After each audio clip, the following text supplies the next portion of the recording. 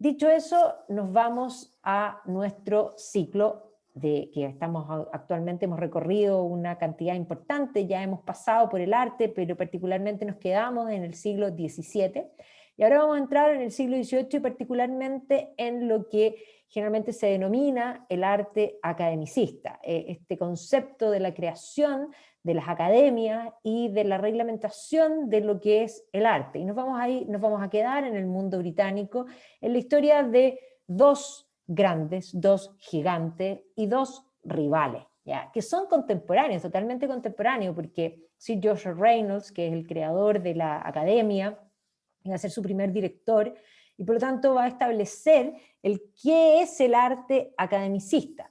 Van a ser en 1723, mientras que Thomas Gainsborough nace en 1727, o sea, son contemporáneos, va a morir antes sí, Thomas Gainsborough, pero van a ser rivales, particularmente porque podríamos decir se van a convertir en los dos más grandes retratistas del siglo XVIII, principalmente de todo el mundo de la élite, y por lo tanto la mayoría, los dos van a estar presentes en ese mundo, van a competir por un mismo mundo, van a terminar los dos viviendo en la ciudad de Londres, y además van a terminar protagonizando una serie de conflictos que incluso va a trascender en su tiempo, pero que sobre todo va a ir creándose un mito respecto a esta competencia. Son dos visiones del arte distintas. Sir Joshua Reynolds cree que el arte, los artistas se hacen, y que por lo tanto requiere un rigor académico, de un cierto aprendizaje. Él va a ser parte de esa escuela y de esa visión, y eso es lo que va a tratar de imponer en la academia.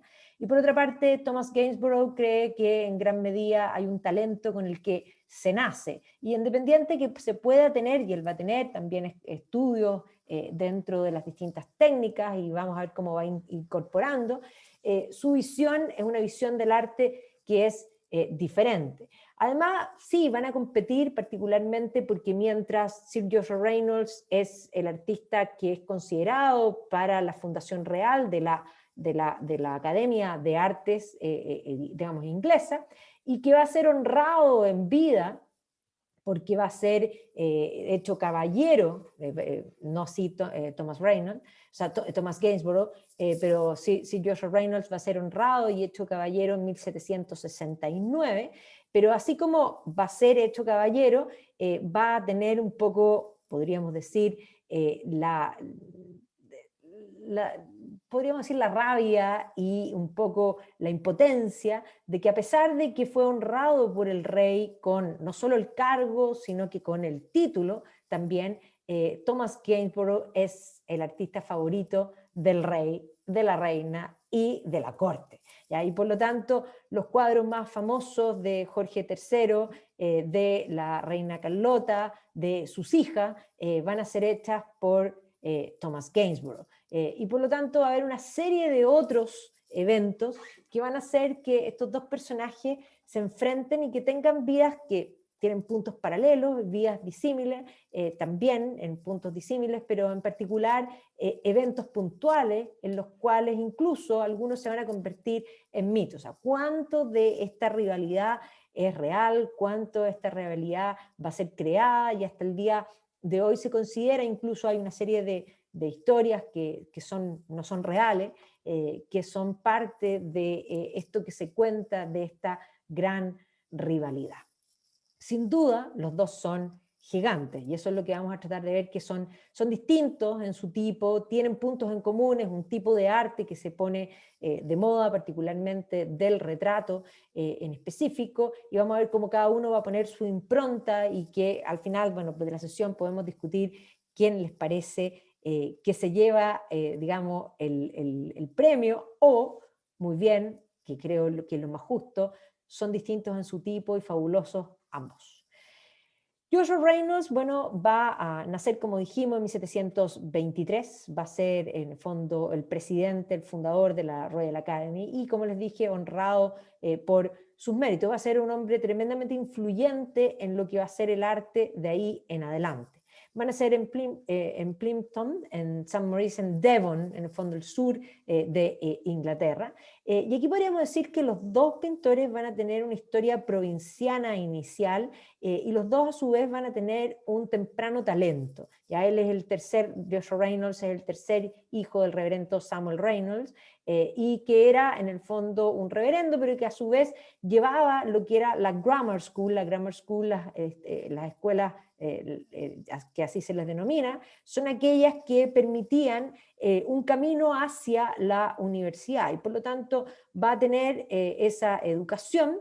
Su padre había ido a la universidad, era un fellow del Balliol College de la Universidad de Oxford, sin embargo él no va a mandar a sus hijos a la universidad. Esta es la grammar school donde el padre trabajaba, donde Reynolds se va a educar y donde de alguna manera va a quedar marcado en su visión de mundo, que también va a influenciar enormemente en su arte. Hay que decir también que va a tener una influencia importante en su hermana, una de sus hermanas que es Mary, que posteriormente va a tomar el apellido Palmer, porque toman el apellido con quien se casa. Ella en el fondo también era amante del arte, del dibujo, y ella en el fondo va a ser quien va a financiarle los estudios en el fondo a su hermano, para que estudie primero con Thomas Hudson, y posteriormente le va a financiar su estadía en Italia, que va a permanecer varios años en Italia, donde va a tomar este rigor académico. Sir Joshua Reynolds va a admirar profundamente la cultura clásica desde los estudios, y eso lo va a marcar también en esta idea de que el arte tiene que buscar esta inspiración trascendente en más allá, y podríamos decir incluso en el hilo tempore. ¿Ya? La otra hermana, Frances, también va a ser muy importante, porque Joshua Reynolds, a diferencia de Thomas Gainsborough, no se va a casar. Gainsborough va a ser un hombre de familia, en cambio Reynolds no, va a ser un hombre que se va a dedicar profundamente a su arte, a la academia, y su hermana Frances va a ser de dama, digamos, de dueña, digamos, de ama de llaves de lo que va a ser su casa, y va a ser un hombre que va a hacer fortuna en vida. Por lo tanto, también las hermanas van a estar muy cercanas. De hecho, de niño, cuando estudia en el Grammar School, va a ser bastante influenciado por los sermones de Zacarías Munch, que efectivamente mira hacia el mundo clásico con una visión neoplatónica, y eso va a hacer que desde bastante pequeño él tenga esta afiliación con el mundo clásico. Es más, sobreviven, y era bastante común que en esta época se llevaba lo que se llaman commonplace book, que son como no son diarios de vida, sino que son como libros de nota. Y hay varias de Thomas Gainsborough, de Sir Joshua Reynolds, que plantean particularmente este amor por el mundo clásico, su admiración por los griegos, por los latinos también, o sea, esta idea del mundo greco-romano, Ovidio, Séneca, Plutarco, en fin, digamos, de todo este mundo clásico, que evidentemente había sido además la inspiración de todo el periodo de oro literario, en particular si nosotros pensamos en la figura de Shakespeare, que evidentemente también él se va a inspirar en esta figura, John Milton, que es el autor del Paraíso Perdido, que también evidentemente va a ser una inspiración, y también figuras como Alexander Pope, John Dryden, no solamente en el fondo del mundo clásico, sino que también desde las letras británicas, todos aquellos que van a ir tomando estas ideas en el fondo del mundo clásico y representándolas para su tiempo. Por lo tanto, él va a recoger esta admiración profunda por el mundo clásico, que evidentemente se va a manifestar también en su arte, y no solamente de hombres, sino que también la figura de Aphra Behn, que va a ser una mujer que también va a tomar la parte intelectual, y él va a ser alguien que también lo va a admirar. Y aquí vamos a decir que tempranamente va a mostrar talento artístico, y va a admirar muchísimo a Jonathan Richardson, quien ya en el fondo venía de la generación anterior, pero él había escrito ya la idea de teorizar respecto al arte, estos discursos y ensayos de la pintura, y Reynolds va a ser precisamente quien, a través de sus discursos posteriores desde la Royal Academy, va a establecer qué es lo que es arte. Una gran discusión que hasta el día de hoy se mantiene, y vamos a ver que posteriormente, sobre todo en el siglo XIX, van a aparecer varias vanguardias que se van a levantar en contra de estas visiones de Reynolds que básicamente rigidizaban las posibilidades del arte. Es una gran pregunta que hoy día todavía tenemos sobre la mesa. ¿Qué es arte? ¿Se puede definir? ¿El arte tiene límites? ¿El arte no tiene límites? En fin, hay una serie de discusiones que están todavía sobre la mesa y que estaban entonces y que están hoy día, ¿ya? Con la gran diferencia de que la ecuación de la belleza era algo que era considerado para ese entonces parte de lo que es el arte. Y ahí podríamos decir que Richardson va a marcar, y aquí vemos a este cuadro de Richardson que está pintado particularmente con esta idea de los laureles y de la mirada hacia el mundo greco-romano. Y él va a entrar, y esto es tremendamente importante, sobre todo por esta influencia de Richardson, porque él va a entrar como aprendiz en 1740 de un pintor que era el retratista de moda, ¿ya? Que se llama Thomas Hudson. A su vez, Thomas Hudson era el yerno de Richardson, por lo tanto, Hudson había aprendido de Richardson. ¿Ya? Entonces, Hudson en ese minuto era el pintor retratista más importante, este es el retrato de Hudson de Jorge II, a toda la época Georgian. Nuestros dos pintores son precisamente de la época Georgian tardía, es decir, de Jorge III. Pero esto es precisamente en el inicio de la carrera. Hudson va a pintar, en el fondo, para la década de 1740, era considerado el mejor retratista. Va a hacer varios retratos de Händel, aquí pongo dos, pero la verdad es que hay como 6, que Händel a todo esto estaba viviendo en Londres y va a ser una figura muy importante para la cultura de ese tiempo. Ahora, él había aprendido con el suegro y evidentemente que la influencia de la escuela de Richardson va a quedar plasmada en la figura de Hudson. Estos son retratos de Hudson y aquí uno ve cosas bien importantes, que este retrato en el fondo de Alexander Pope es de Richardson y muestra que sería en el fondo la escuela que va a tomar Hudson y que tiene ciertas expresiones particulares en el rostro, que eso digamos que básicamente no solo es una pintura plana, sino que tiene una cierta actitud. Entonces aquí vemos precisamente dibujos, y aquí la escuela de Hudson era una escuela que partía con el dibujo en forma bastante precisa antes digamos, de pasar a la pintura.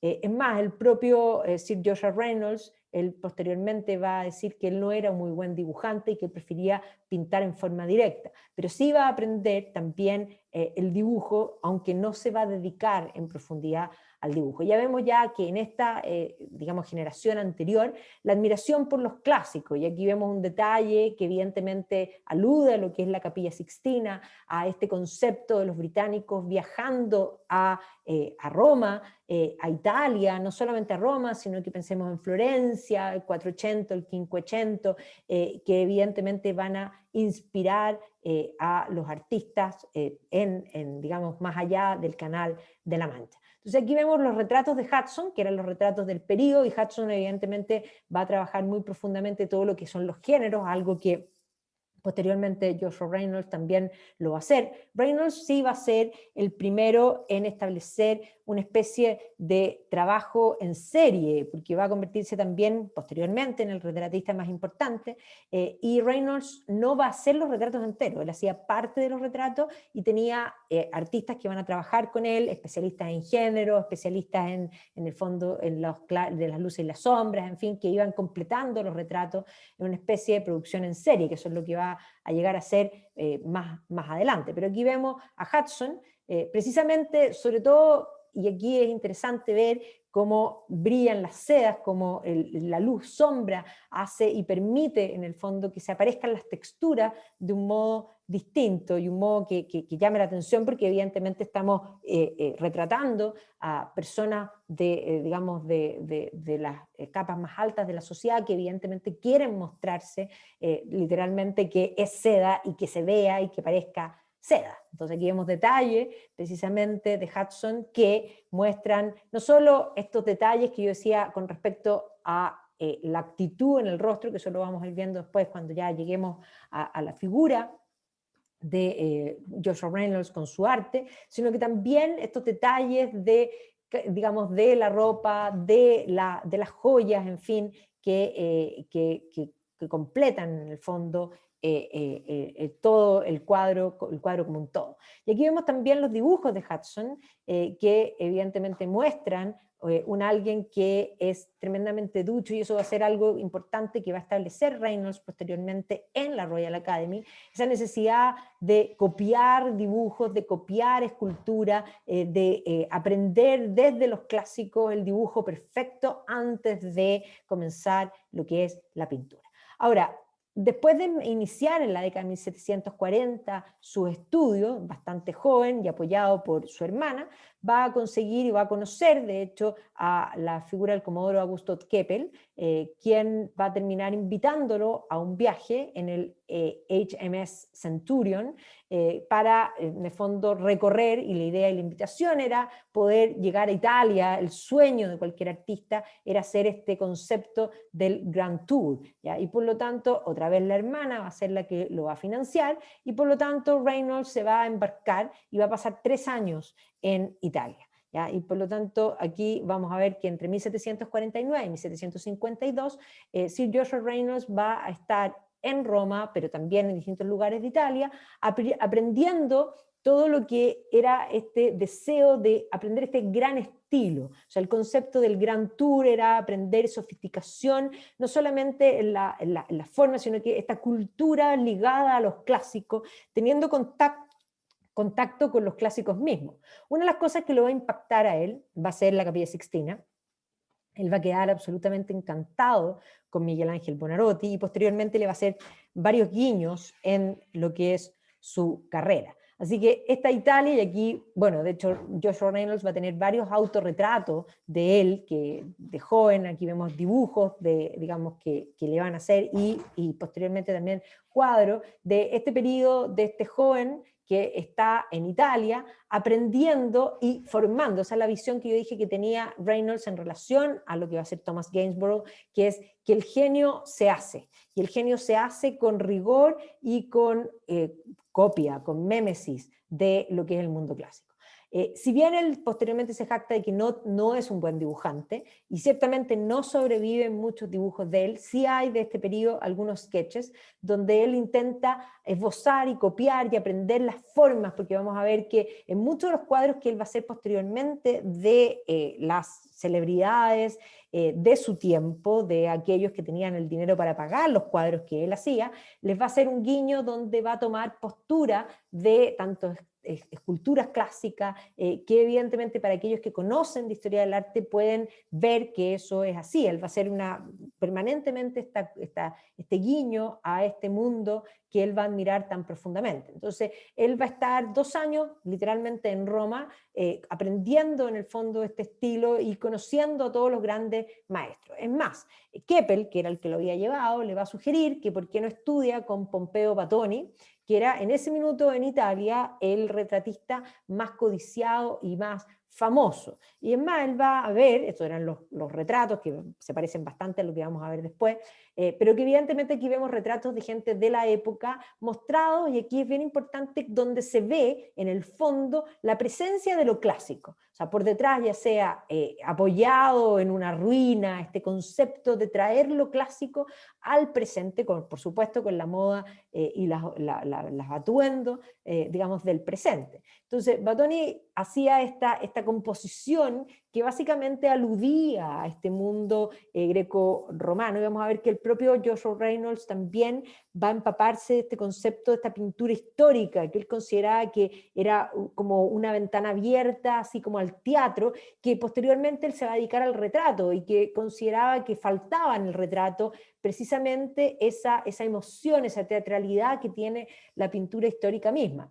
Entonces, él va a observar, y aquí este detalle de Batoni que es bien impresionante, que sin duda tiene una inspiración en Rembrandt también, que ustedes vieron en este curso también Rembrandt, y que evidentemente el concepto de lo dramático, del claroscuro, y posteriormente el propio Reynolds también va a estudiar a Rembrandt para ver cómo lograr ese claroscuro, cómo lograr que además los cuadros en el tiempo van adquiriendo, los óleos cuando no son de demasiada buena calidad comienzan a oscurecerse. ¿Cómo lograr ese oscurecimiento, que era una pregunta que él va a hacer en este periodo, sin que el tiempo pase? Y va a hacer una serie de experimentos, y por eso la mayoría de los cuadros tempranos de Reynolds son cuadros que se perdieron, y se perdieron porque él va a empezar a usar un betún negro para mezclarlo con los óleos, para adquirir ese color del gastado. Pero ese betún, cuando se seca el óleo, se quiebra, y por lo tanto hay un montón de el Reynolds temprano que se va a perder.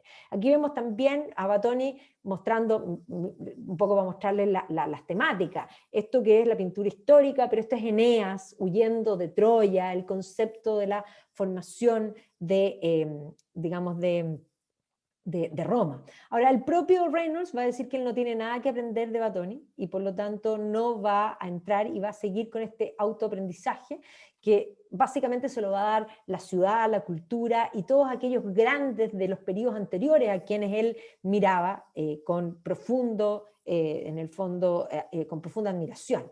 Va a tener un resfrío importante, y en este periodo incluso va a quedar sordo por un periodo, y de hecho va a usar estos adminículos que ya se habían inventado para poder escuchar un poco mejor, cosa que después va a recuperar su sentido del oído. Pero esta es la idea, este mundo que admira al mundo clásico, y que además está creando, porque estaba empezando a finales del siglo XVIII, comienza a crearse el origen de lo que va a ser la sociedad de consumo, y precisamente el bienestar a través del comercio, que nosotros hemos visto a través de todas estas clases que hemos estado haciendo, va a permitir la creación de este mercado del arte, que no hay nada más claro que este cuadro mostrando este mercado del arte y este interés particular por lo que es el mundo clásico. Y evidentemente que este periodo va a producir una serie de pinturas que van a mirar, evidentemente, a su tiempo, pero van a ser guiños, evidentemente, a este pasado. Así que Roma va a ser el lugar donde él va a aprender, donde va a esbozar, va a intentar copiar, va a aprender las formas de lo clásico, pero también va a viajar a Florencia, a Bolonia, a Venecia, posteriormente a París, incluso va a pasar por los Países Bajos viendo a Rembrandt en particular.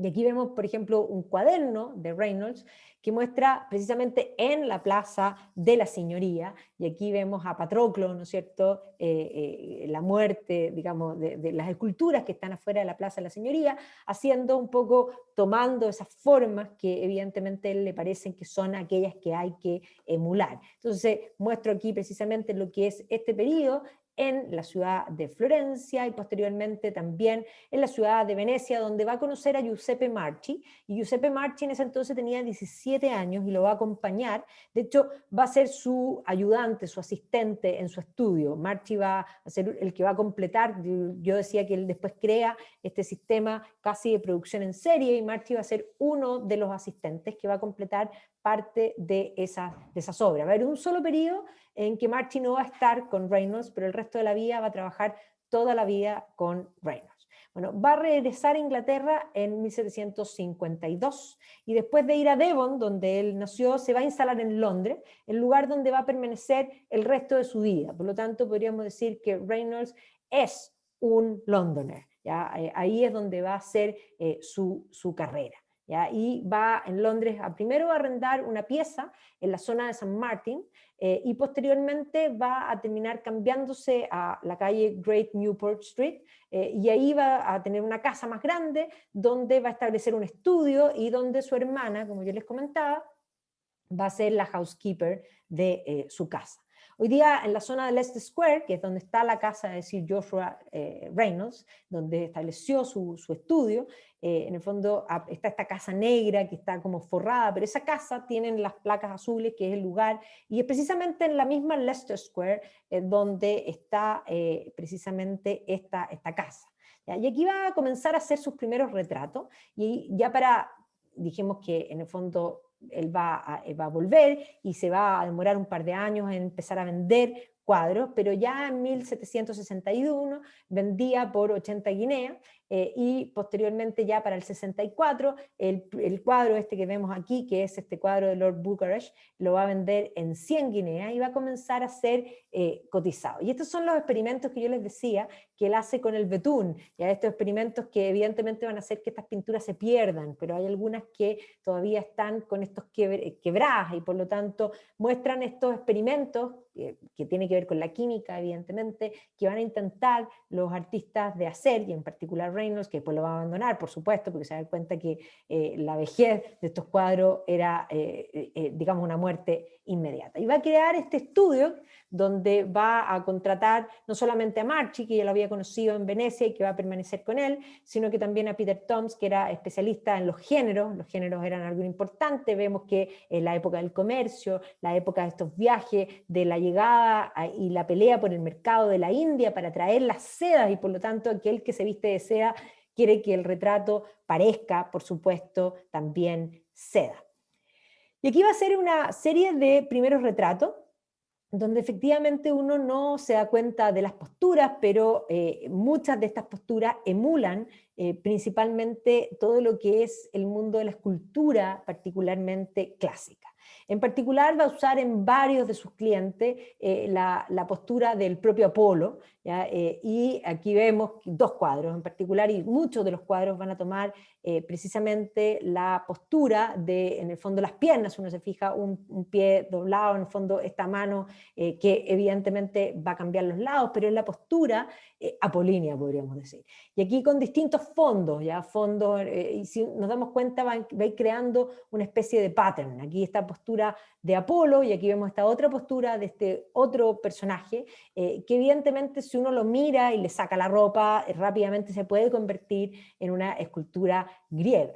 Así que Reynolds va a iniciar en su admiración por el mundo clásico, intentar copiar el mundo clásico en sus clientes. ¿Ya? Hacer los guiños, de poner las estatuas clásicas al fondo, ¿ya? Pero también de darles estas posturas de las propias esculturas clásicas que él había conocido, que había estudiado, y que evidentemente muestra que, evidentemente, si yo pinto un retrato de alguien con la postura clásica de un dios, lo elevo en dignidad a un punto fundamental. Y esto va a pasar a ser una moda, todas van a querer, digamos, ser pintadas y pintados por Sir Joshua Reynolds, que en ese entonces todavía no era Sir, pero va a ser prontamente Sir, va a ser hecho Sir en 1769, por lo tanto ser pintados como estos dioses. Y evidentemente vamos a ver que aquí va a haber un intento por acercarse particularmente a ese mundo que tanto admiraba. Voy a ir combinando las historias. Por otra parte, Thomas Gainsborough nació posteriormente, eran bastante cercanos, no hay solo 5 años de diferencia entre uno y el otro, ¿ya? Y también va a ser parte de los fundadores, va a ser integrado a la Royal Academy, y va a entrar en los conflictos, que ya vamos a hablar de ello, con la figura de Reynolds. En particular va a entrar en conflicto porque básicamente va a ser el único que le va a hacer una competencia real por un mismo mercado. Y también, igual que Reynolds, Gainsborough va a nacer en Salisbury, en Suffolk, también en el fondo en un condado en el sur de Inglaterra.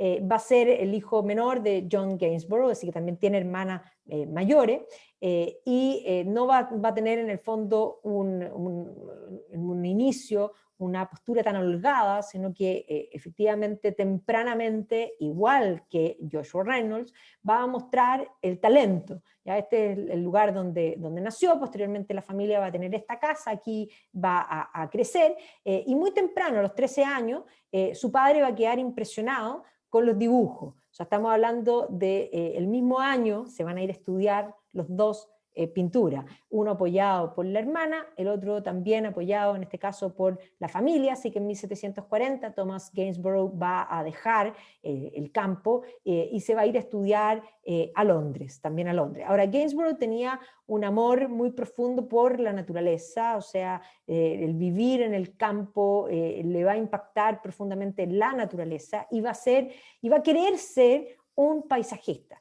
Y eso hay hoy día un un Gainsborough que generalmente no se transaba muy bien, que son todos precisamente los paisajes que hoy día se han ido poniendo cada vez más de moda, porque él va a plantear un paisaje distinto, va a cambiar el paisaje británico y va a abrirle en cierta forma el camino a los grandes posteriores como Constable y evidentemente Turner en una dimensión de una cierta atmósfera que es distinta. Va a entrar primero a estudiar con Harbert François Gravelot, que era un francés que hacía grabado, y por lo tanto va a alcanzar a estar poco tiempo con este hombre, que evidentemente los grabados eran muy codiciados, porque los grabados permitían, como técnica, poder ilustrar los libros, ¿ya? Entonces Gravelot era bastante conocido en este arte del grabado, y evidentemente, bueno, va a entrar a estudiar con él, que evidentemente el grabado requiere primero el dibujo para poder crear en el fondo las planchas y poder hacer los grabados. Pero al poco tiempo se va a cambiar de que podría haber sido un grabado, digamos, haberse dedicado al mundo del grabado. Sin embargo, va a entrar a estudiar con William Howard, que habían creado una escuela, un tipo de escuela también tomando las formas del periodo, y con Howard va a aprender. Howard además sí tenía esto que habíamos hablado de esta pintura donde es como un arte escénico, donde suceden cosas. Estos son los cuadros de Howard, que evidentemente es una gran escena donde están sucediendo cosas y que trata de retratar lo que es la realidad de su tiempo, ¿ya? Y vemos que también aquí en este retrato, que podría ser el interior, aquí están sucediendo cosas, ¿ya? Y evidentemente esta teatralidad va a ser algo que va a marcar profundamente a la figura de Gainsborough. Posteriormente también va a entrar a estudiar con Francis Hayman, que también pintaba temas históricos, y por lo tanto la escuela que va a tener Gainsborough es una escuela del teatro, podríamos decir, de encontrar esa actitud, pero que también había evolucionado lo que era, daba dinero, y que era precisamente lo que es el retrato. Así que aquí vemos en este mundo, digamos, de este periodo, con este tipo de, digamos, de profesores, va a aprender. Así que el joven de 13 años que admiró a su familia y que la familia decidió apoyarlo, va a comenzar a aprender pintura. ¿Ya? Así que a través de las distintas escuelas en las que permaneció, tuvo contacto y influencia de algunos externos que son tremendamente importantes, sobre todo porque él, a diferencia de Reynolds, que va a mirar hacia el pasado, él va a mirar a sus contemporáneos, podríamos decir. Por una parte, a través de Gravelot, que era el grabadista, va a conocer todo lo que es la atmósfera de Watteau, ¿ya? Que era un pintor francés, y que evidentemente vamos a ver que esa atmósfera particular va a influenciar en lo que es la pintura de Gainsborough. Esta idea de incorporar la naturaleza de un modo más protagónico en los cuadros, evidentemente lo va a tomar de Watteau. Y ahí vemos precisamente donde la naturaleza se incorpora incluso en escenas que podríamos decir son urbanas, ¿ya? Donde aparece. Y probablemente el que más lo va a influenciar y el pintor más amado por él y a quien le va a rendir homenaje el resto de su vida. Y su propia hija dice que cuando en su lecho de muerte él está muriendo, porque tener un cáncer, iba a morir a los 60 y tantos años, pero cuando estaba muriendo, la última palabra que él dijo fue precisamente Van Dyck. Él va a admirar profundamente a Anthony Van Dyck y va a tener la suerte, porque así como Reynolds va a ir a estudiar a Roma, aquí lo vamos a dejar en el mundo británico y no va a viajar, pero va a tener la suerte de empaparse de Van Dyck, porque Van Dyck va a pasar un largo periodo en la corte británica. Es más, cuando uno va a la National Portrait Gallery, los cuadros más fabulosos de toda la National Portrait Gallery son precisamente los del periodo de los Estuardo, y específicamente los de Carlos I. ¿Ya? Y todos esos cuadros de Carlos I, su familia, su mujer, sus hijos, Carlos I a caballo, Carlos I con una perla magnífica, ¿no es cierto?, con una expresión, es Van Dyck. Entonces Van Dyck es el genio particularmente de estos rostros. ¿Ya? O sea, este rostro que tiene cierta expresión, ¿ya? Y, ojo, esa atmósfera de fondo que evidentemente va a marcar muy profundamente a Gainsborough. Entonces miren este detalle, o sea, aquí la expresión, es más, esta viveza pareciera ser que incluso sabemos lo que está pensando y lo que está sintiendo. Es más, la perla y aquí los detalles digamos, de los géneros, que evidentemente esto va a asombrar. Entonces aquí vemos todos los cuadros de Carlos, y además interesante y muy importante, aquí vemos este retrato de Carlos II, aquí en el centro, el príncipe de Gales, ¿no es cierto?, y las hermanas,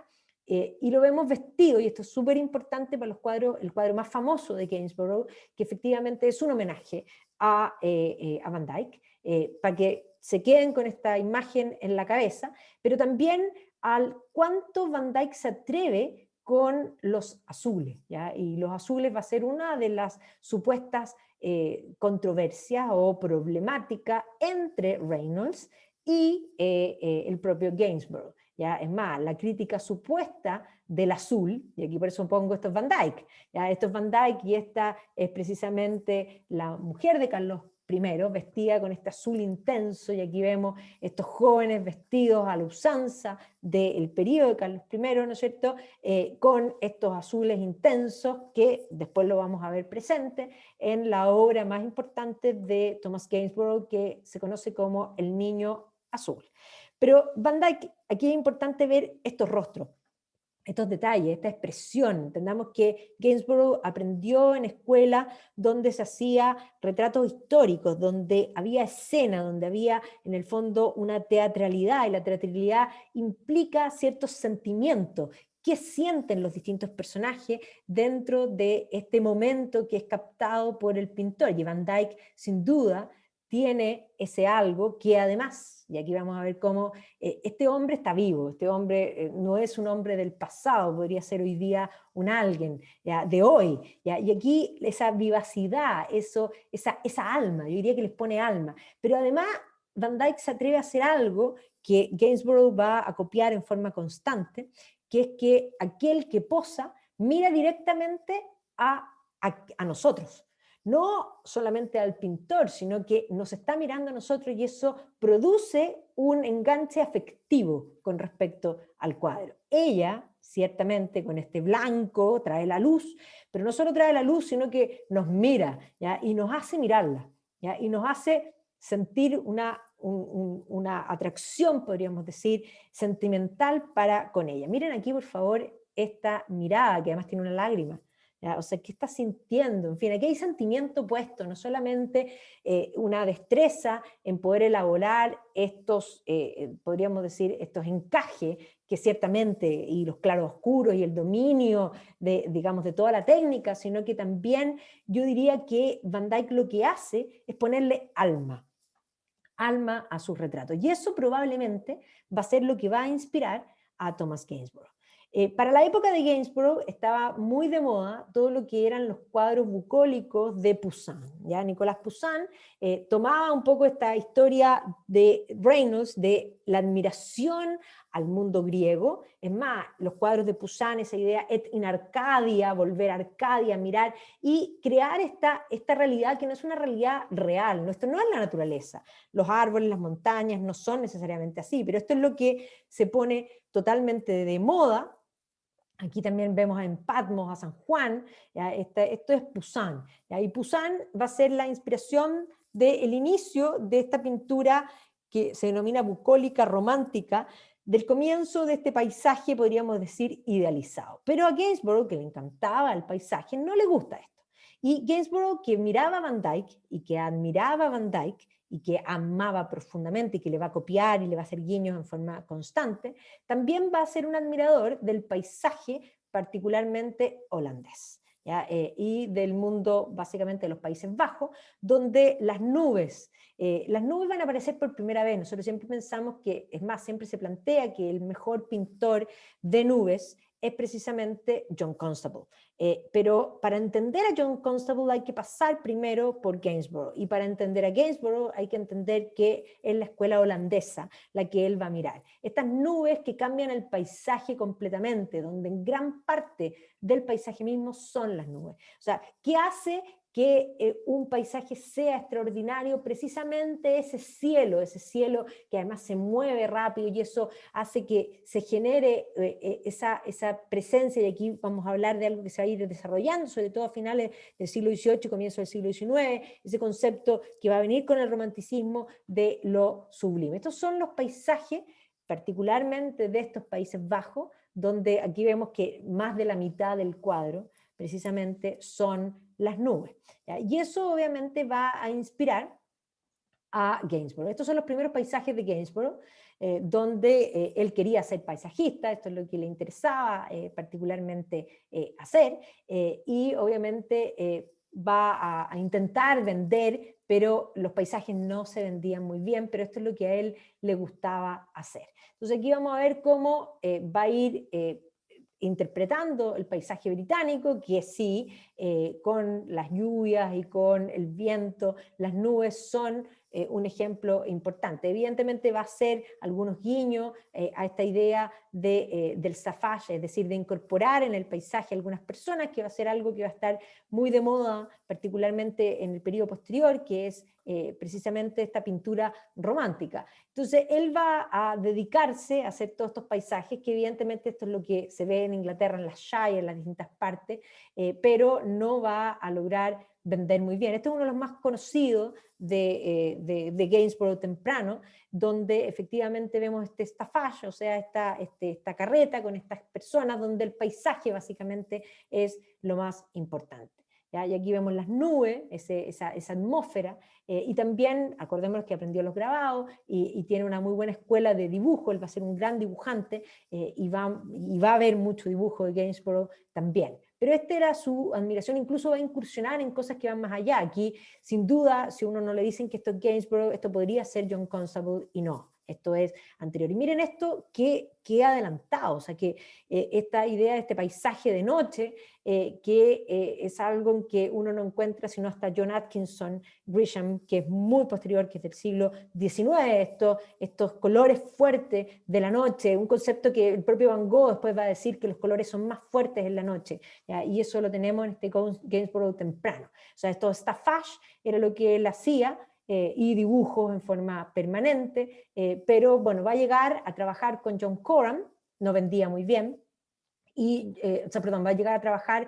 con William Howard, y William Howard va a hacer este retrato de Thomas Coram, y Thomas Coram era un hombre que había fundado el Hospital Foundling. El Hospital Foundling era un lugar para recibir a aquellos niños que eran abandonados, y por lo tanto va a contratar a William Howard para que ambiente esta edificación. Entonces hace este retrato, y en el grupo donde están trabajando para ambientar este hospital, van a reclutar a Gainsborough, que era parte, digamos, de los aprendices, y por lo tanto en esta edificación, que ya no existe, este era el hospital, van a encargar una serie de cuadros para ambientar los edificios, y aquí efectivamente Gainsborough va a ser un primer cuadro que lo va a hacer conocido para círculos un poco más ampliados, pero estamos hablando de un hombre que vivía en el campo, que se dedicaba a pintar el campo, y aquí vemos precisamente, este es un cuadro de Richard Wilson, que también era un gran paisajista, o sea, varios fueron encargados para hacer estos cuadros para este hospital, y este es el cuadro de Wilson, y este es el cuadro que presenta Gainsborough. Entonces, que es una parte del hospital, pero también pone sus nubes y pone sus árboles, ¿ya? Tratando de marcar ese estilo que él tenía. Y después de eso ya empieza a tratar de ampliar y poner el safage con más personas. Entonces empieza a mutar, porque ya que no vendía muy bien, a tratar de hacer en el fondo los paisajes, poniendo a más personas este safage con, digamos, una presencia un poco más grande, y que evidentemente lo va a llevar, porque necesitaba trabajar, al retrato. Pero los primeros retratos de Gainsborough son el paisaje. O sea, para él es mucho más importante pintar el paisaje que pintar a la persona que posa para el retrato. Entonces, estos primeros retratos de Gainsborough son básicamente dos cuadros. El cuadro que él habría pintado feliz, y podríamos decir, y puesta a esta persona, que además en la época temprana va a empezar a trabajar con modelos, o sea, con estas figuras de madera, que toman ciertas posturas, y entonces él hacía el paisaje, hacía la persona, digamos, con los modelos, y después completaba en el estudio las caras de los que posaban para que se pudiesen reconocer. Entonces, si nosotros vemos en este Gainsborough temprano, podríamos decir la gente no está cómoda posando en este lugar. ¿Ya? Aquí podríamos decir hace frío en el paisaje. Pero este es el Gainsborough temprano, donde el paisaje es mucho más importante que las figuras retratadas. ¿Ya? Y obviamente tiene un algo de las posturas que son bastante falsas, algunas, particularmente porque son pintados precisamente con estos modelos y luego completados solamente con las caras. El más famoso Gainsborough temprano es este, donde efectivamente aquí vemos que hay dos cuadros. O sea, está el paisaje, que es mucho más importante y le dedica todo el tiempo, y este señor y señora Andrews, ¿ya? Que está en la National Gallery, es una de las obras más conocidas de este periodo, que se conoce como el periodo Suffolk, o sea, este periodo en el campo, y que evidentemente este concepto de la vida en el campo que él va a desarrollar. Este cuadro, que es de 1746, que también usa el mismo estilo, ya con el guiño incluso al mundo clásico en el fondo, el paisaje, se piensa que es él, ¿ya? Y que es él con la que va a ser su mujer, ¿ya? Que es Margaret Burr. Margaret Burr era la hija ilegítima del tercer duque de Bedford, ¿ya? Que además le va a dar una renta a ella importante que le va a permitir poder casarse, porque él no vendía muy bien, recordemos eso, ¿ya? Y por lo tanto, este cuadro sería, hoy día varios de los expertos consideran que es un autorretrato de él para su compromiso. Así que esta es Margaret, y que al poco tiempo de casarse, con la renta de ella, van a vivir todavía en el campo y van a tener dos hijas. ¿Ya? Es más, se acaba de hacer una exposición hace poco de Gainsborough y su familia, porque va a pintar a su familia constantemente. Aquí vemos a las dos niñitas en un momento donde además, recordemos la teatralidad, están las dos niñas jugando, no solo los vestidos, las caritas, sino que están en el momento en que ella quiere, una de las niñas quiere atrapar una mariposa. ¿Ya? Entonces es esta visión en el fondo de la impresión de una niña frente a esa mariposa. Estas son las niñas, y miren por favor cómo va desarrollando estos retratos, que las va a pintar en forma constante y permanente, haciendo el guiño aquí también a lo clásico, que era parte de este tiempo. Entonces, poco a poco va a lograr ir vendiendo un poco más, pero no era suficiente. Este cuadro que nos muestra también en este periodo temprano, lo que yo les decía, estos monitos, porque este cuadro se conoce como John Plumping, ¿ya? Y que en rigor muestra esta falsedad de las posturas. O sea, aquí hay dos cuadros, pintó un paisaje, y después al paisaje le agregó al señor Plumpkin, que además lo sentó, porque esto es curioso. Hay que decir que el paisaje está súper detallado, o sea, incluso en la esquinita, podríamos decir, tenemos claramente un paisajista. El perro también está hecho con gran detalle, pero las piernas de Plumpkin, nadie se sienta así sin caerse. Entonces esto se muestra que efectivamente no son poses reales en los lugares, ni mucho menos. Y vemos que esto se repite en otros cuadros más digamos, de este periodo, estas posturas que son consideradas incluso ridículas. Lo mismo pasa en este cuadro, que son dos hermanos, donde efectivamente queda claro que los cuerpos fueron pintados primero, o sea, que primero se pintó el fondo, se pintó el cuadro completo, se agregó a los niños y luego se les puso las caras. Y esto era lo propio que hacía en un comienzo. Ahora, de hecho, ya cuando ya tenían las dos niñitas, y vemos que él seguía insistiendo de hacer el staffage, es decir, un paisaje con pocas personas, detalle, pero que no era lo que se vendía, va a decidir cambiarse a Ipswich, donde básicamente tenía un público que era un poco mejor, había una clientela que eran comerciantes, locales, pero no había una clientela demasiado distinguida. Así que vamos a dejar a Gainsborough intentando hacer una carrera, ahora se ha cambiado de Suffolk a Ipswich, y ahí está intentando lograr sacar a su familia adelante, pero no le alcanzaba ni siquiera para poder pagar con lo que él generaba, digamos, los insumos, y tenía que usar parte de lo que era la renta de la señora para poder, en el fondo, hacer los encargos que se le pedían. Mientras tanto, Joshua Reynolds estaba instalado en Londres, había ido creciendo en fama, y efectivamente todas las personas más importantes del reino fueron pintadas por Sir Joshua Reynolds. Incluso aquellos tan elegantes como el propio Omai, que era este personaje traído desde Tahití por el capitán Cook, que evidentemente va a ser pintado por Joshua Reynolds. El propio Joseph Banks, que había viajado con el Capitán Cook en el primer viaje y que se va a convertir en el botánico más importante, que además va a ser parte de la fundación de lo que va a ser los Kew Gardens posteriormente.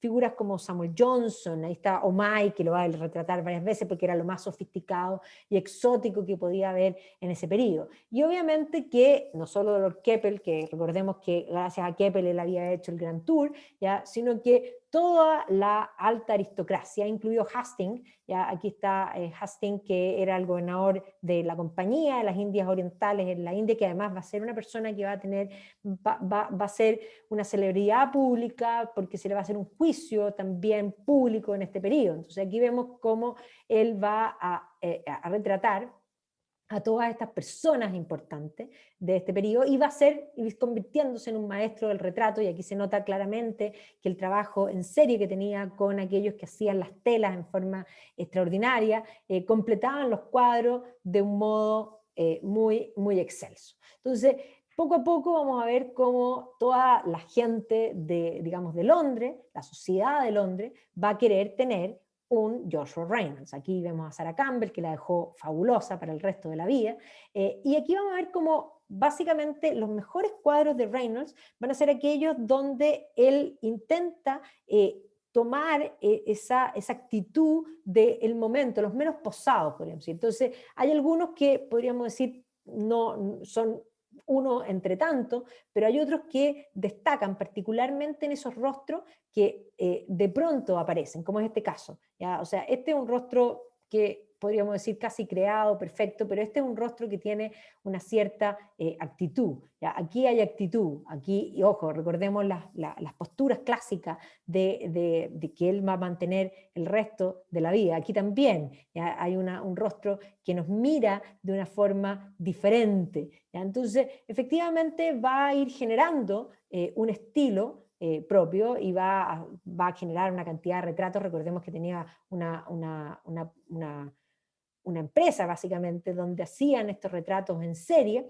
y por lo tanto se va a dedicar a hacer los retratos de toda la gente, y va a haber cola básicamente, y se va a hacer millonario,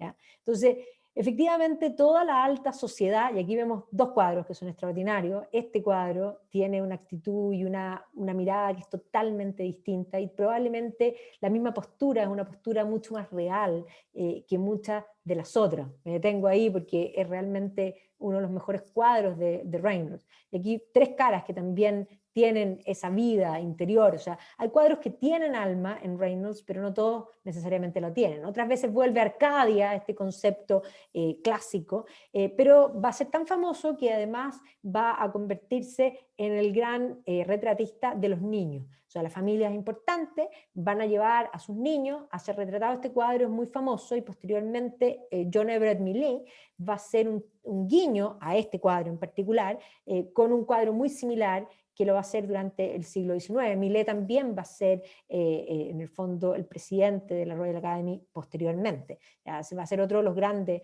pintores británicos.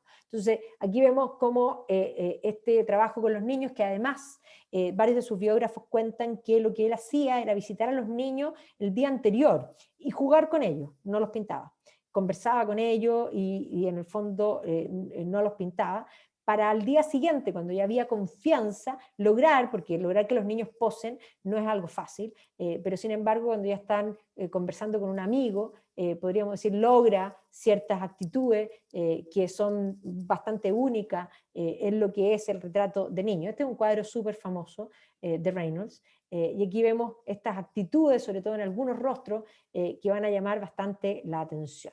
Entonces, va a ser el pintor favorito. Este también es muy famoso, este Infante Samuel, ¿ya? Esta Age of Innocence también, y ahí vamos a ver cómo posteriormente Millais le hace varios guiños, en particular a Joshua Reynolds. Este Master Creed, como Enrique VIII, que evidentemente hay una intención de mostrar al niño en esta actitud. Y estas cabezas de querubines, que evidentemente hacen un guiño a todo lo que, y aquí podríamos decir los querubines de la obra de Rafael Sanzio probablemente aparecen un poco retomados desde ahí. Este es el mejor, a mi juicio, de los retratos de niños, y en particular aquí vemos que sí, le sacó el alma, ahí está ella perfectamente con esa sonrisa, esa complicidad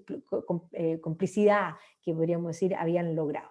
Y va a retratar obviamente a familias, ya aquí, este cuadro también está muy bien logrado, George Clive y su familia, y con su sirvienta india, y está muy logrado particularmente por lo que yo decía, es este efecto Van Dyck, que tenemos donde la niña, no solo la niña, la madre, pero la niña en particular, porque tiene toda la luz puesta en ella, el blanco hace que los ojos se nos vayan directamente a ella, nos mira a nosotros, ¿ya? Y evidentemente eso provoca esa afectividad.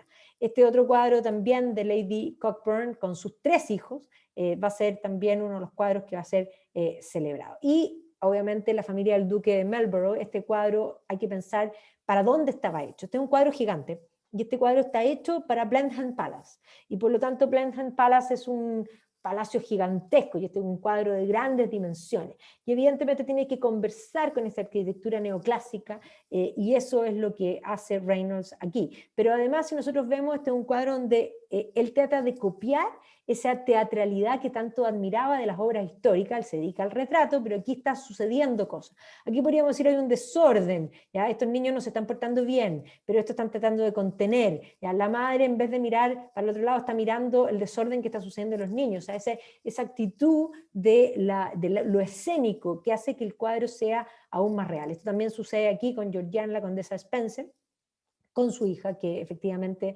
son 2 personas tremendamente vivas desde el ayer al hoy día, es como una ventana a sentimientos. Y otros que son bastante más clásicos y que obviamente no tienen eso. Los mejores cuadros de Reynolds son precisamente esos que son desprevenidos, como este, ¿ya? De Joseph Baretti, donde efectivamente aquí vemos este hombre que está leyendo y que no está posando, y es como si le hubiese sacado una foto, podríamos decir, instantánea. Y otras veces que hace estos guiños al mundo clásico, y aquí también, este es un cuadro hecho para una de las hijas de un personaje importante que se iba a casar. Y por lo tanto aquí podríamos decir que aquella que se va a casar, que es pura y que está al lado del mundo clásico, mientras que la naturaleza básicamente es menor, y por lo tanto aquí va cambiando los colores, aquí hay un montón de cosas simbólicas en este cuadro que evidentemente tratan de mostrar que ella que va a casarse, va a entrar en sociedad y por lo tanto ha ido creciendo y es más que sus hermanas, básicamente ese es el concepto que está aquí. Y este cuadro que es de la duquesa de Devonshire, que la vamos a ver también retratada por Thomas Gainsborough, que es probablemente los cuadros más fabulosos, aquí también logra esa actitud de lo espontáneo, de la duquesa de Gainsborough, que ella es la The Duchess de la película, obviamente esta es la figura digamos famosa en su tiempo, que está jugando con su hijo. Y aquí vemos también cómo él muestra que él es tremendamente hábil en la técnica, donde él decide retratar, porque lo hacen muy amigo de David Garrick, que ustedes van a hablar de David Garrick con la Bárbara cuando hablen del teatro. David Garrick es el actor más conocido de este periodo, y este cuadro de Garrick se llama Entre la tragedia y la comedia. Y básicamente aquí podríamos decir que la tragedia que está aquí está pintada con un tipo de estilo, con una línea bastante más marcada, y por lo tanto la tragedia es seria, podríamos decir. Él usa una técnica seria y un color azul también para representar en el fondo a la tragedia. Y la comedia está pintada en una forma más claroscuro, bastante más, digamos, difuminada, ¿ya? Y evidentemente la misma técnica muestra que son distintas. Sin embargo, los dos están tirando a Garrick, y la gran pregunta es hacia dónde se va a ir Garrick. Ya pareciera ser que está ganando la comedia, sin lugar a duda, la comedia es bastante más juguetona, está dispuesta a muchas más cosas, la tragedia no, pone los límites. Este cuadro también tiene todo un juego ahí con respecto al contenido de lo que él quiere mostrar. Y este, a mi juicio, y a juicio de varios de los en el fondo especialistas en historia del arte, consideran que es el mejor cuadro, el mejor retrato de Reynolds, que es esta Nellie O'Brien, donde la luz se pone aquí. La luz se pone básicamente en su mano, en su falda, y la cara es una cara mucho mejor lograda en el sentido que tiene esta oscuridad y que le da, digamos, esta sombra, pero que le da un misterio. Este es como un ecosistema completo, ¿ya? Ahora, yo me quedo con esta, a mí esta me parece que es la más digamos, viva de las anteriores. Y aquí vemos a Johnson, porque él era muy amigo de Johnson, él también va a ser parte, nosotros vimos cuando vimos la Fanny Burney, este grupo que era The Club, y en este club donde estaba Charles Burney, estaba el Dr. Johnson, estaba Edmund Burke, estaba de hecho David Garrick, estaba también Sir Joshua Reynolds, y por eso varios de los del The Club van a ser pintados por el propio Reynolds. Y esto era parte de esta inteligencia donde se sentaban a compartir, donde la misma Fanny Burney se asomaba, digamos, en este mundo intelectual de su padre era músico, que se juntaban precisamente en este The Club, que obviamente era parte fundamental, y Joshua Reynolds era parte de este grupo, y eso mismo, y esta alta sociedad, y ese codeo con gente importante, lo van a llevar finalmente a que se funde y se piense en él para ser el director de la Royal Academy. Así que va a terminar siendo, y aquí va a ser su discurso, que los va a hacer entre el año 1769, donde lo van a honrar con el título de Sir, y 1790 están todos estos discursos de lo que es el arte, y que obviamente es esta teoría con respecto a que el artista se hace, y que evidentemente dentro de la academia tiene que haber una formación primero una gran formación del dibujo, de copia directamente de lo real y de la escultura clásica, ¿ya? Y por lo tanto esta presencia, aquí vemos la academia, con la presencia de, este es un guiño, esta es una obra posterior, pero aquí vemos la presencia en la Coonte, y aquí arriba, miren el guiño, está el retrato, el autorretrato del propio Sir Joshua Reynolds.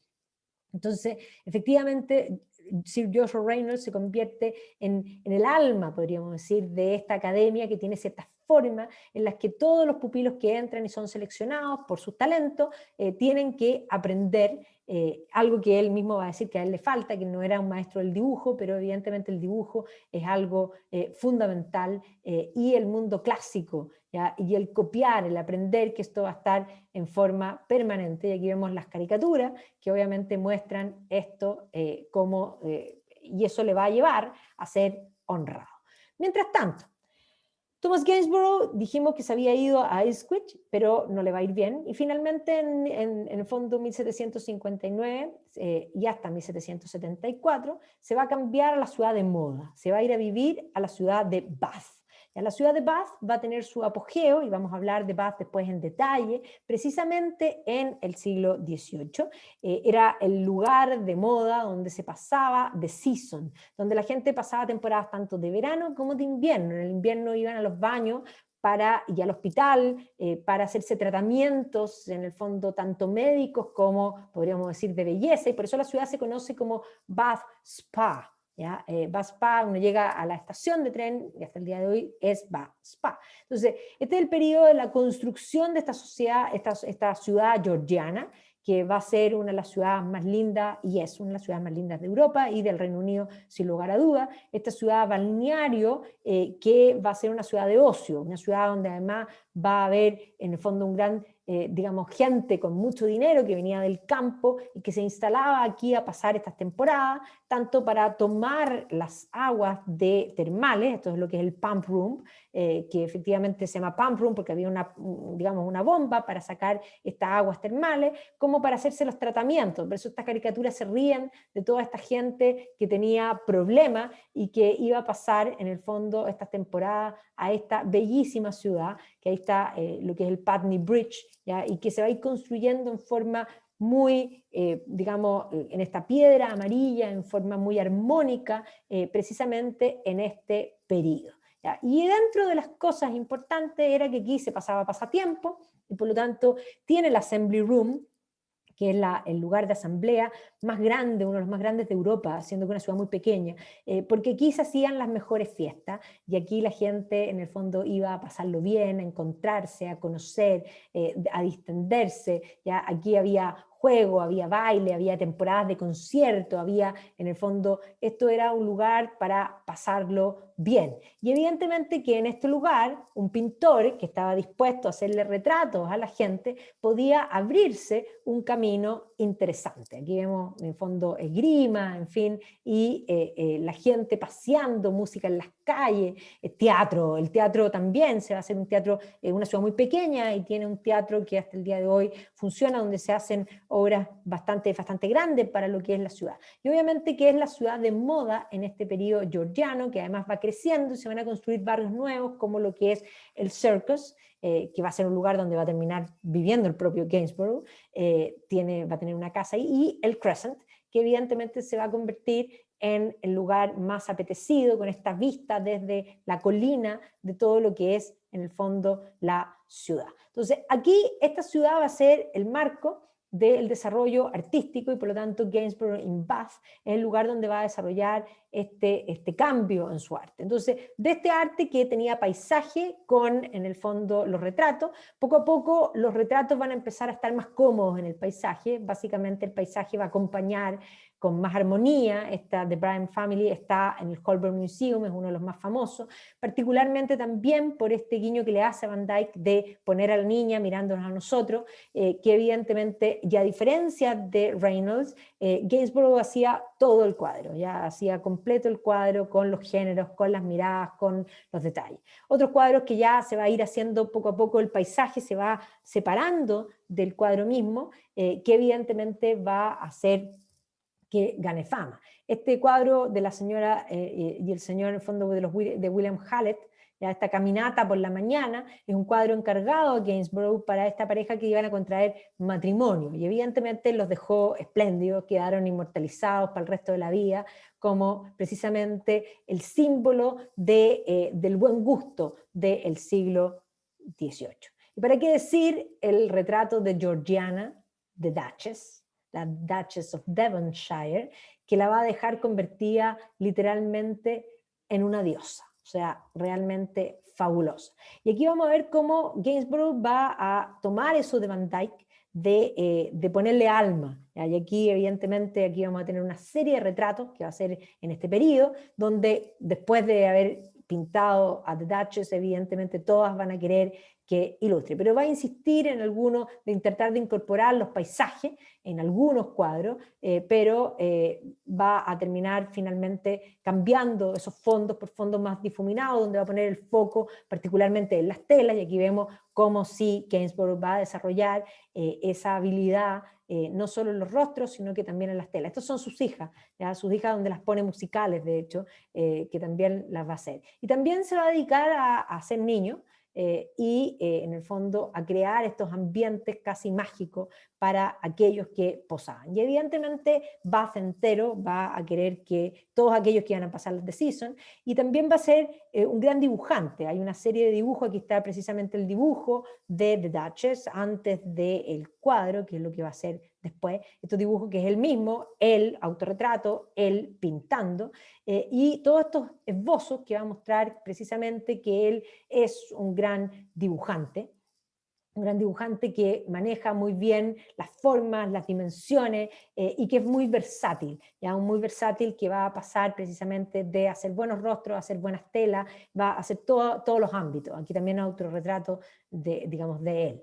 ¿Ya? Y evidentemente hoy día los dibujos son tremendamente valorados, o sea, en todo lo que es la auction de los Old Master, aparecen muchas veces estos dibujos de Gainsborough donde en el fondo tienen una muy buena salida, porque tienen esta cosa particular, esta alma especial en su forma. Y va a insistir siempre en los paisajes, en los animales. Miren aquí estos estudios de los gatos, que recuerda como a Leonardo da Vinci en cierta forma, que evidentemente ha hecho que se publiquen varias, en el fondo, libros sobre los dibujos, sobre los sketches, sobre incluso los dibujos hechos para prensa. Y estos dibujos para prensa también van a ser muy importantes, porque sobre todo después de su muerte, esos dibujos de paisajes se van a convertir mucho en diseños para losa, para China, en el fondo, para que en el fondo esos cuadros, esos platos bucólicos, muchos tienen la inspiración en Gainsborough. Le va a ir súper bien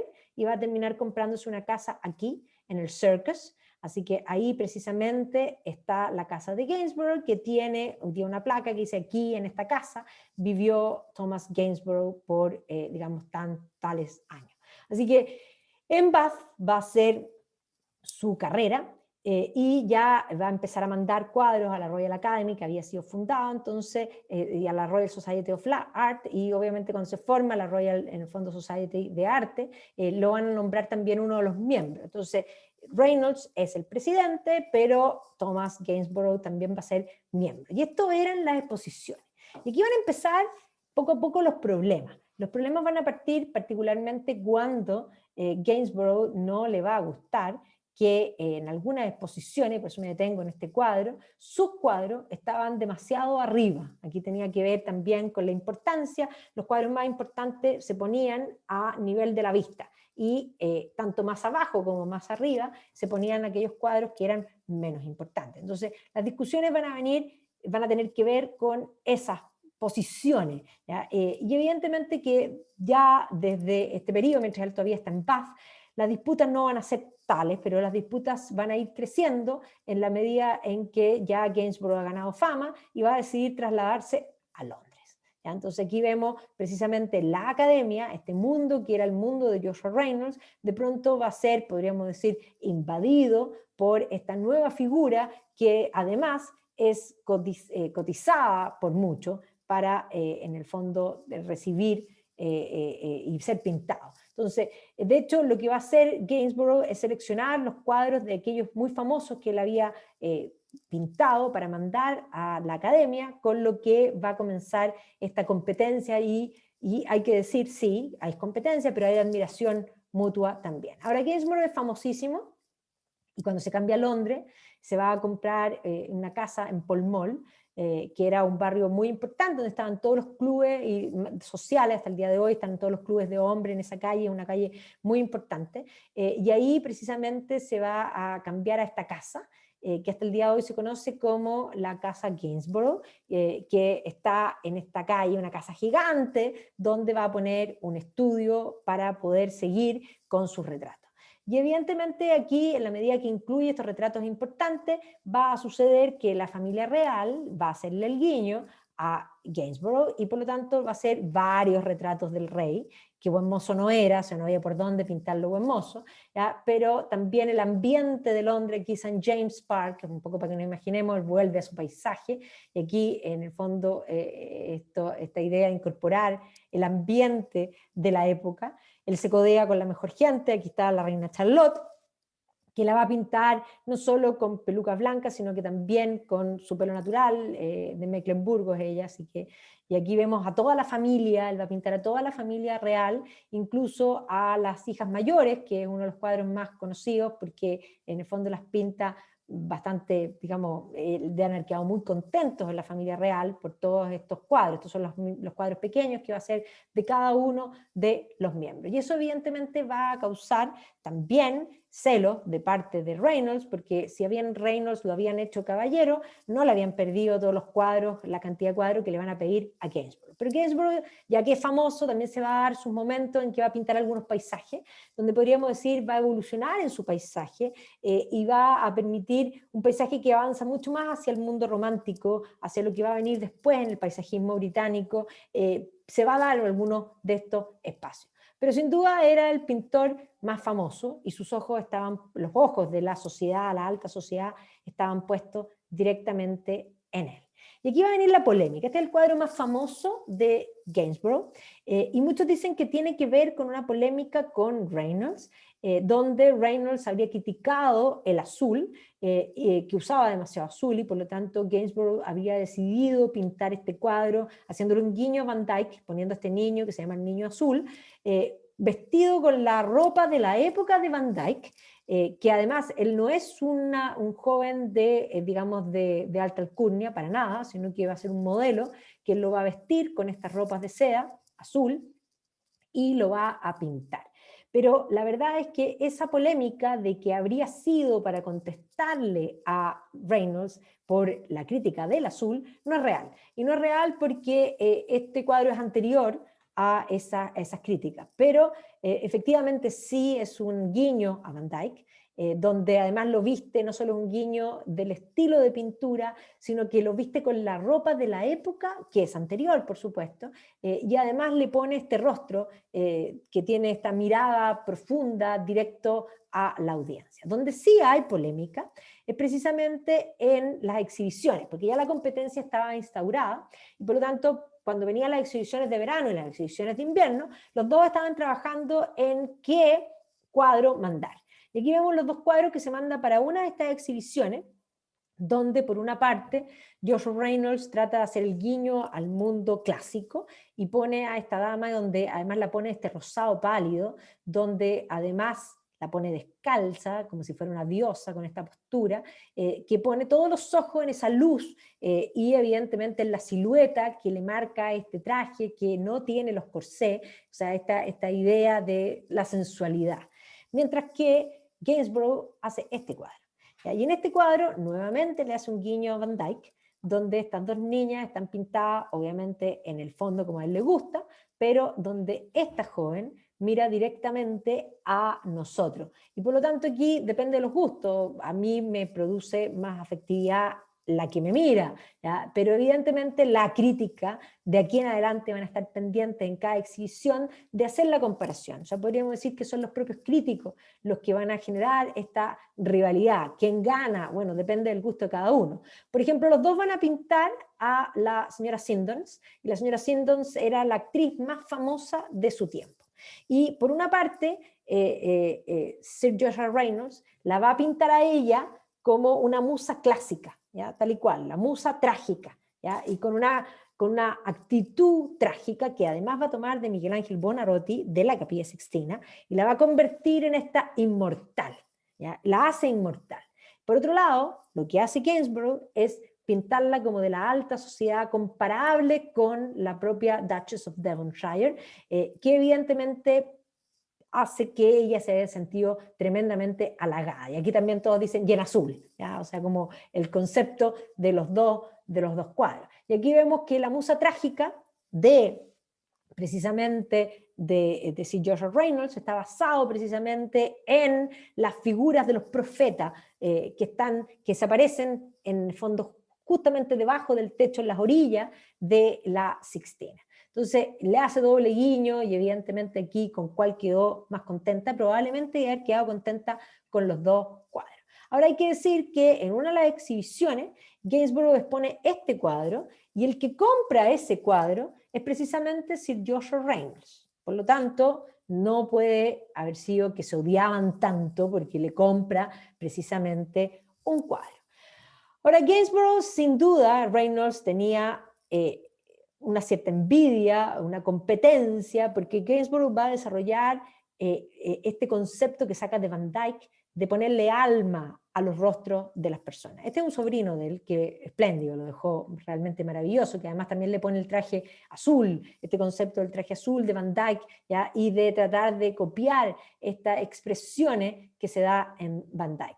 Y por lo tanto, ya en la época de Londres abandona los paisajes de fondo y se dedica a las expresiones de los rostros, ¿ya? Donde efectivamente nos encontramos con un alma, ¿ya? Y usa mucho esto de mirar directamente a los ojos, y podríamos decir, si nosotros le sacamos la peluca y le ponemos hoy día, podría ser alguien de hoy que nos está mirando, ¿ya? Y que evidentemente esto va a hacer, en el fondo, que sea tremendamente solicitado, ¿ya? Esto de pintar a las personas vivas, de ponerle el alma, ¿ya? Va a ser algo que va a atraer a mucha gente. Entonces aquí tanto hombres como mujeres van a ser pintados en el fondo, o van a querer ser pintados por Gainsborough, que se va a convertir, va abandonando, una vez que abandona finalmente el paisaje, decide poner todo en la actitud de, en el fondo, de sus retratos.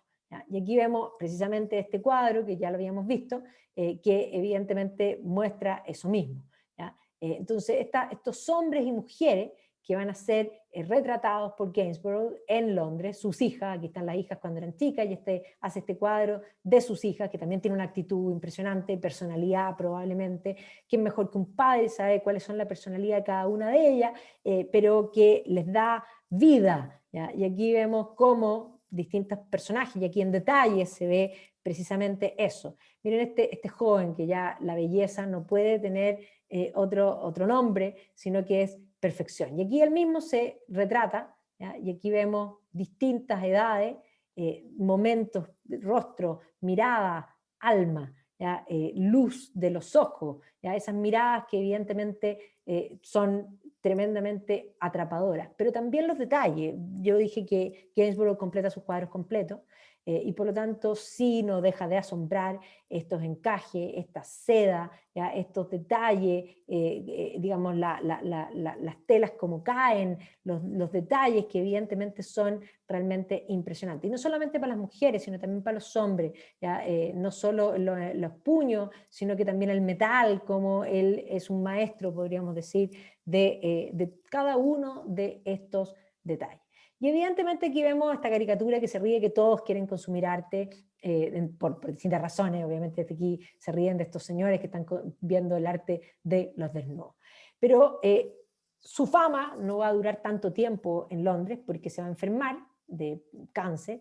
De hecho, en 1788 y a los 61 años va a morir Thomas Gainsborough. Y así como Reynolds le había comprado un cuadro, hoy día, hace digamos pocos años, se descubrió esta carta que es precisamente fechada antes de morir, en la que manifiesta abiertamente su admiración por Sir Joshua Reynolds. Así que la rivalidad no es tal, sino que son los dos más grandes que comparten un mismo mundo y que evidentemente estaba pendiente uno del otro de qué es lo que hacía. Ahora, Gainsborough muere primero y va a ser honrado y enterrado, porque él pide ser enterrado en los Kew Gardens, en el fondo en el churchyard de la iglesia que está precisamente ahí, porque había un amigo de él que era Joshua Kirby que estaba enterrado ahí y él quería ser enterrado ahí. Así que en esta iglesia que está en los Kew Gardens, en los mismísimos Kew Gardens que estaban súper de moda en el tiempo, va a ser enterrado Thomas Gainsborough. Y Sir Joshua Reynolds va a vivir un tiempo más, le va a tocar presenciar los eventos de la Revolución Francesa. De hecho, su amigo, el propio Edmund Burke, va a escribir al respecto. Él va a alcanzar a estar de acuerdo con las percepciones de Burke respecto a la Revolución Francesa, va a perder la vista y por lo tanto se va a hacer este retrato con anteojos, que evidentemente la visión va a perder un ojo, la visión, y eso va a ser bastante complicado. Como yo les decía, de hecho, James Boswell le va a dedicar a Reynolds la vida, cuando escribe la vida de Samuel Johnson, de este club de amigos que eran sus grandes amigos. Edmund Burke también era de sus amigos. Entonces va a alcanzar a leer y saber de las percepciones, las reflexiones de la Revolución Francesa, de este momento político tan trágico que les toca vivir, este distanciamiento, pero va a morir al año siguiente, o sea, en 1792, precisamente cuando la Revolución se desmadra, va a morir Sir Joshua Reynolds. Podríamos decir que son los dos de ese viejo mundo que va a quedar en el fondo atrás, precisamente en el año en que muere el último de los dos retratistas, el otro grande. Pero la academia va a seguir y va a seguir en las líneas y en los lineamientos que él había establecido. Los estudiantes van a seguir aprendiendo precisamente de copiar los clásicos, de copiar las esculturas. El propio, si nosotros pensamos en los que van a entrar en la Royal Academy, entre ellos posteriores e importantes, el propio William Blake va a aprender a copiar precisamente los clásicos, terminando siendo un grabador. El propio Turner también va a hacer este estudio. Y la academia va a ir creciendo, sobre todo durante la época de la sociedad de consumo, en el siglo XIX, con cada vez más prestigio, y evidentemente Joshua Reynolds se va a convertir en la figura inmortal que va a permanecer mucho más allá de su muerte. Va a estar presente. Los propios prerrafaelitas en 1848 se rebelan contra las reglas de Joshua Reynolds, que estaba más muerto que nadie, pero estaba presente. Y hasta el día de hoy, la Royal Academy sigue teniendo a Joshua Reynolds, quien invita todos los años a las exhibiciones, tanto de verano, y aquí está la exhibición de invierno, con mascarilla y todo. Joshua Reynolds está en la entrada precisamente de la Royal Academy haciendo esta invitación. Y sin duda, sus 15 discursos sobre el arte, son los que permanecen con lo que es la visión del arte académico. Por otra parte, Gainsborough está presente precisamente en los grabados que van a ser y la inspiración de todo lo que es la loza británica. Cuando uno ve esto, saben precisamente que es estos cuadros pastoriles que evidentemente están inspirados en la obra de Gainsborough, así que están presentes. Los dos son celebrados en los lugares más remotos que uno se puede imaginar: Polonia, Australia, Dubái, ¿ya? Y aquí uno dice, pero ¿cómo? O sea, aquí Amán, ¿ya? Entre otras cosas, celebran a Joshua Reynolds. Ahora, hay más filacteria de Gainsborough, las Maldivas, ¿ya? Rusia, y aquí vemos como Nicaragua, en Latinoamérica hay varios, Panamá. Panamá hace una línea completa y Nicaragua aquí también. Nicaragua hace este recuerdo a grandes artistas, pero de los 8 que hacen, 3 son de Gainsborough, ¿ya? Lo cual llama bastante la atención. Cuba, ¿ya? Y aquí Benín también le hace un guiño. Ahí está Panamá, también el Niño Azul está en Nicaragua y en Panamá como filacteria, lo que no es menor.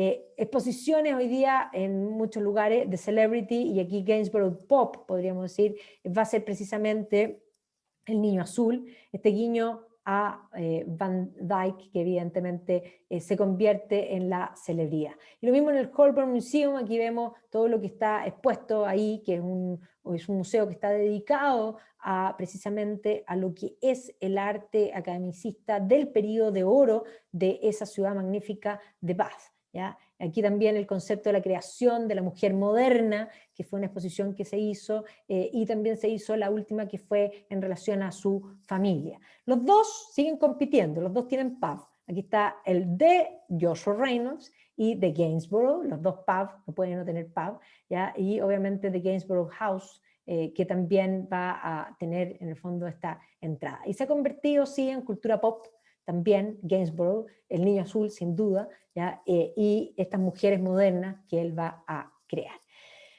Libros hay muchísimos, varios coffee tables bien interesantes. Aquí en el fondo los experimentos, cómo va cambiando Joshua Reynolds y todo lo que es estos dos pintores británicos en el marco de la pintura europea del periodo. Gainsborough, que se han publicado también todas sus cartas, donde aparece también esta carta a Joshua Reynolds con su admiración, que evidentemente puso en duda esta real rivalidad, que evidentemente ha sido de las cosas que se han alimentado también por estos mitos. Sin duda eran competencia, pero los dos estaban pendientes y los dos se admiraban mutuamente, eso hay que tenerlo bastante claro, ¿ya? Biografías también se han escrito varios, esta de James Hamilton, este Portrait, y aquí es interesante porque se han publicado estos dos libros que tienen que ver con, en el fondo, Gainsborough and the Theatre, o sea, la señora Sindon, aquí está obviamente que es el retrato, y aquí vemos Art and Celebrity, y precisamente la relación de Reynolds con la señora Sindon, o sea, cuánto de teatralidad el arte plástico toma precisamente en un momento en que el teatro se comienza a desarrollar. Hoy día también se ha planteado a Gainsborough como el creador del paisaje moderno, en particular abriendo el camino a todo lo que es precisamente Constable, como el gran paisajista británico, que evidentemente es el considerado romántico junto con Turner. ¿Ya? Y aquí vemos de Reynolds, se han publicado también varias biografías, esta de Ian McNitter, y en el fondo otras más. Y aquí está esto también de la creación de la celebridad. Son dos pintores que se van a hacer inmensamente famosos, millonarios en vida, y que evidentemente van a permitir el cambio del arte, ¿ya? Y este es un libro que habla sobre esto que yo decía, que pintaba con el betún, esto Painting with Fire, que evidentemente va a destruir gran parte de la obra que hace en ese periodo temprano. Y los discursos del arte, por supuesto, son los más importantes de todo lo que es el arte de la academia, que siguen siendo, en el fondo, para aquellos que estudian teoría del arte, de las piezas más importantes escritas, porque implica la racionalización y la conceptualización